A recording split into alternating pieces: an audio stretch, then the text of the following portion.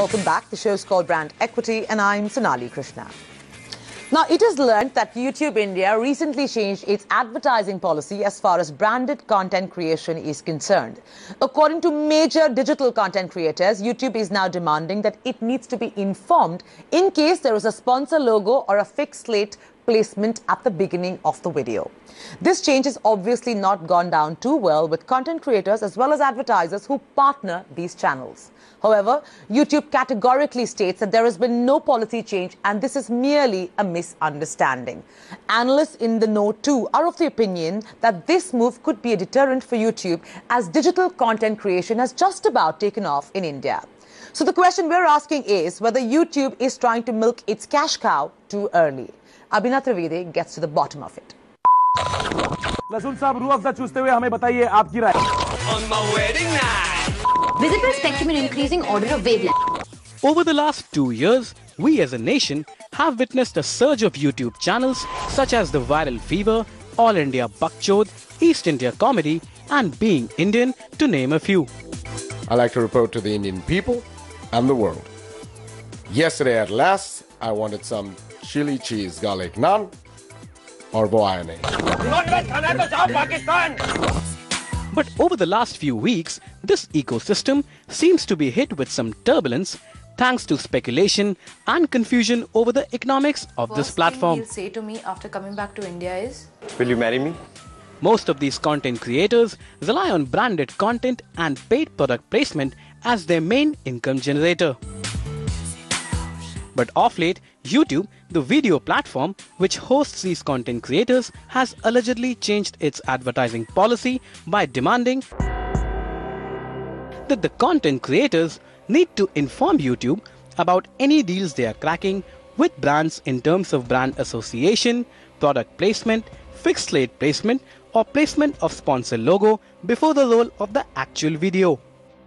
Whenever you're trying to create something for YouTube platform and it is with the brand, there were some certain guidelines and then you had to inform the platform about that.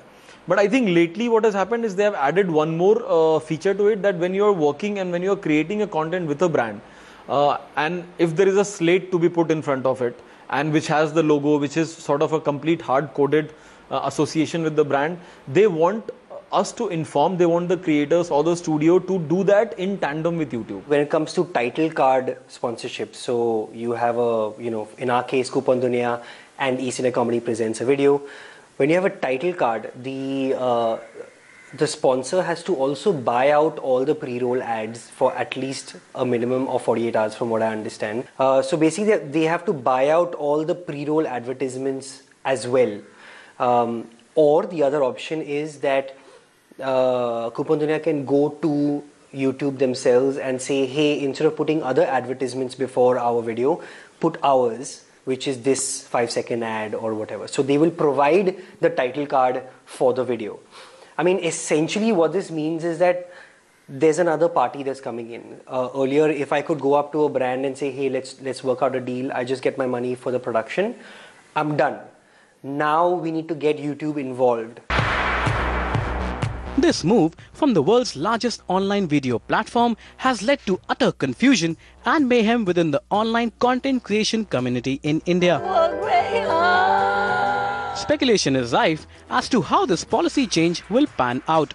Analysts believe that online content creation in India is still in its nascent stage and a policy change like this will only be detrimental for the entire ecosystem.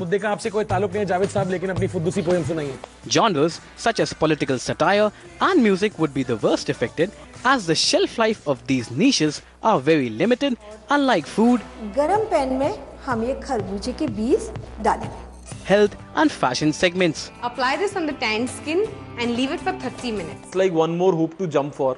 The whole reason that we feel they might have done it is, okay, they should be able to have a say in the content, whether they want to do it for the say of the media that is there, it is unclear in our mind. So the serious studios and creators, they always look to brand associations for revenues. And that is their biggest pie, that is 80% of the revenue. Imagine a brand which is spending X amount of money. A Cadbury's also, when it spends so much of money on a colors channel, It wants a Cadbury's presents KBC. So that is something which is very natural for brand as well as creator.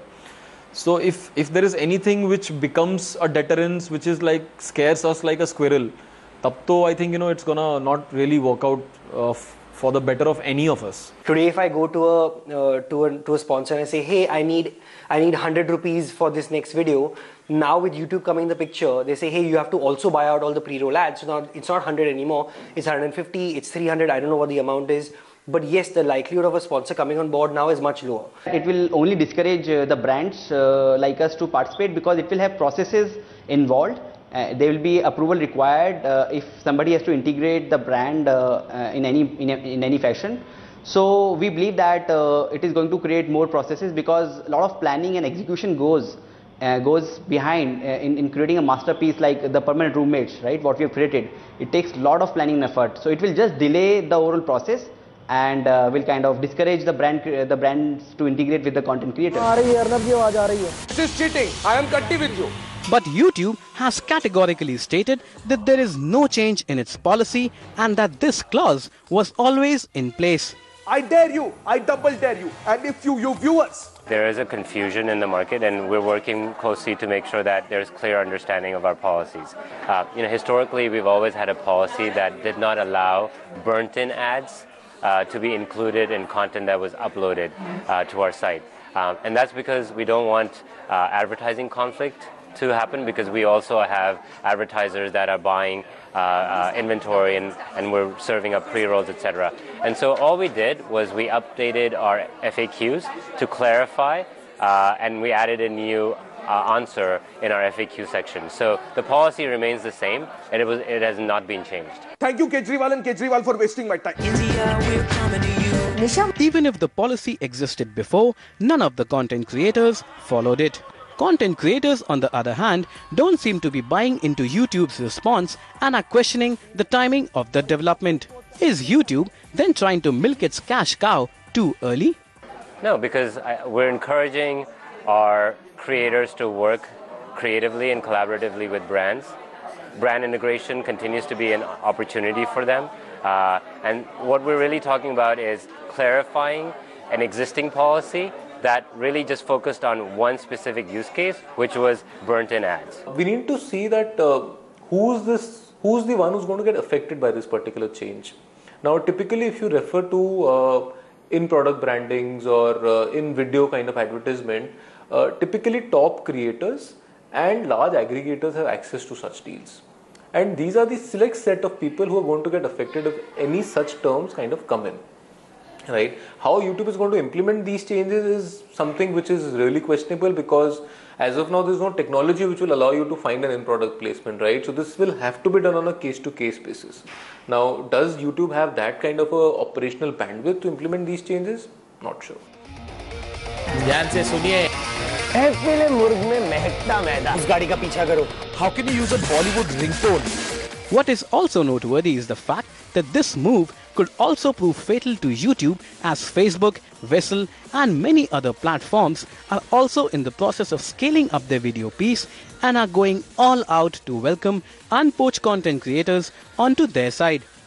As per Comscore data in 2013, Facebook's market share in the desktop video watching segment was 24%. On the other hand, YouTube stood tall at a staggering 58%. An year later, in 2014, Facebook's market share has jumped to 33%, while YouTube's share has slightly gone down to 56%. Additionally, Facebook also has the advantage of video sharing, unlike YouTube.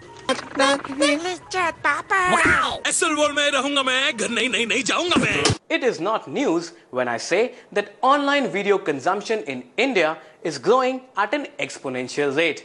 And YouTube will have to tread rather carefully and focus on nurturing its ecosystem to keep the upcoming video platforms at bay. Otherwise, migration to other platforms may not be as distant a possibility as it appears today. Misunderstanding or reality, the point is the days ahead promise to be interesting ones, given the fact that we're going to see content creators with critical mass be wined, dined and wooed by all platforms that are competing with YouTube. On that note, it's time to get commercial, but coming up, it's